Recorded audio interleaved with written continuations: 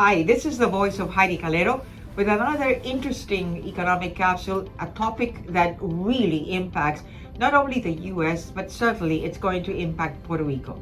It's the US Inflation Reduction Act, which it does include tax hikes. They are bearable, although they are not as good as we would expect, but they are at least bearable. And the first table that I am depicting for you here indicates what was the original cost. And by the way, this is a bill which is expected to be approved. It was approved by the US Senate. It's now discussions in the US House of Representatives, and it is expected to be moving its course to the signature of President Biden, maybe by this weekend. So it's an important piece of legislation. The original cost was more or less estimated at $3.5 trillion.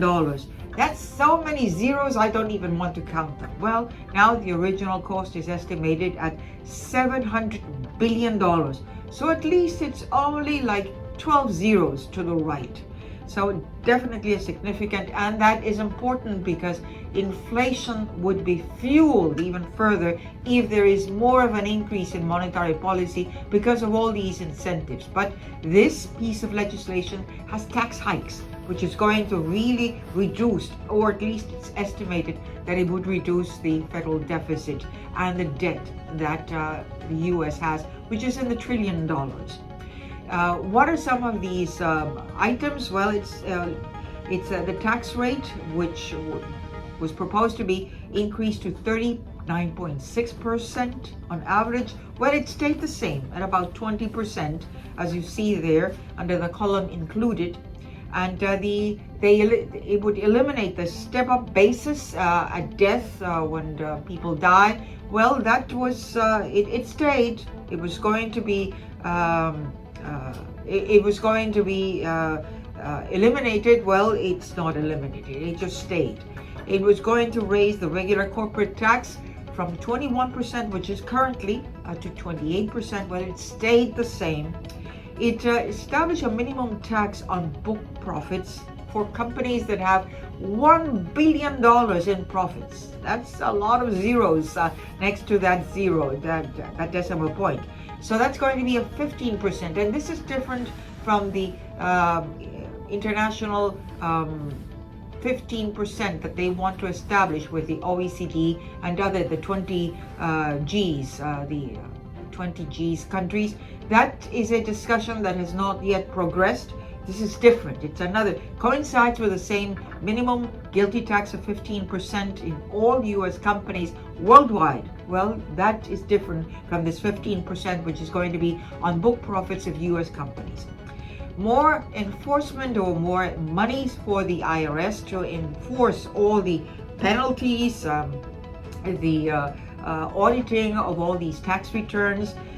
So more dollars. In fact, right now IRS is really behind in many of the reimbursements that it had to send for those taxpayers that were asking for their reimbursement of the 2021 tax returns because of all these incentives, because of the COVID-19, all these rescue.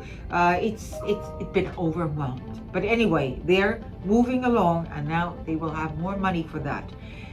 They have imposed a tax on buybacks. So companies who are flush with money, they would sometimes decide to buy back their stocks, again, gain control. Well, now if they do that instead of investing, it's 1% maybe. Some of these companies might decide that instead of paying the 1% or buying back their stock, they might increase dividends. So they could sort of neutralize that tax, but it's still too early to say. Medicare will be able to negotiate drug prices from insulin to blood pressure to other very important medicines that really impact many Americans and which are much lower in price in other countries in the world, especially Canada or even Europe. Well, but that's effective 2026, maybe starting earlier, 2025. But at any rate, it's a movement in the right direction. Climate change, $370 billion are dedicated to climate change provisions, and that includes infrastructure also for electric vehicles, automobiles, certainly subsidies. So moving again in the right direction, that starts it almost immediately. They want to reduce carbon emissions by 2030. It is an ambitious goal, but 40% reduction by 2030. If you don't start, you'll never achieve a goal, even if it's very aggressive. And that applies also to Puerto Rico. So we better start doing something along those lines. It raises income tax on families again, but families with $400,000 of income. So neither you nor I are going to be in that tax bracket, although Puerto Rico has tax autonomy in that. That's for U.S. families. And it reduces healthcare costs for many families starting this fall. For Obamacare, in terms of the healthcare plan, it's expected that it's going to benefit like 13 million families, additional families, to get these subsidies on healthcare costs. And certainly it will benefit Puerto Rico. This red bullet that I'm showing you here is, where is Puerto Rico in all these discussions? Nothing has been said about the U.S. territories, and Puerto Rico is a U.S. territory.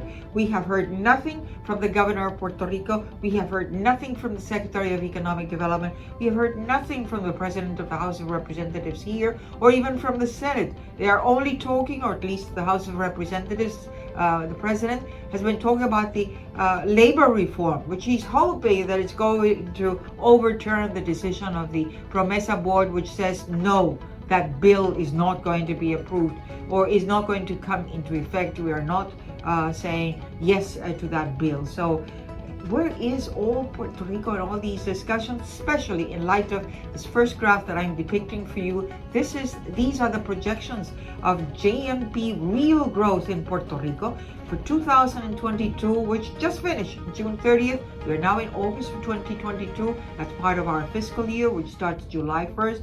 Well, for 2022, the red line is the forecast of the Puerto Rico Planning Board, which, by the way, has not yet presented the official statistics for fiscal year 2021. About a year old, and we're still without the statistical appendix to the report to the governor. It's a shame. Well, at any rate, they're forecasting 2.1% real GNP growth in 2022, but after that it goes downhill to 1.8% in 2023, even 0.9% in 2024, 1.1% in 2025, and in 2026, 0.9%. I mean, we are not really going overboard here in terms of regaining and reconstructing Puerto Rico.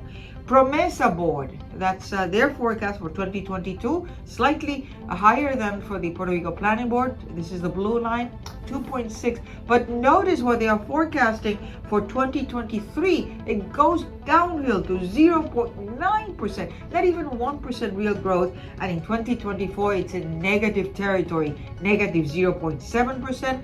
For 2025, it's zero, no growth.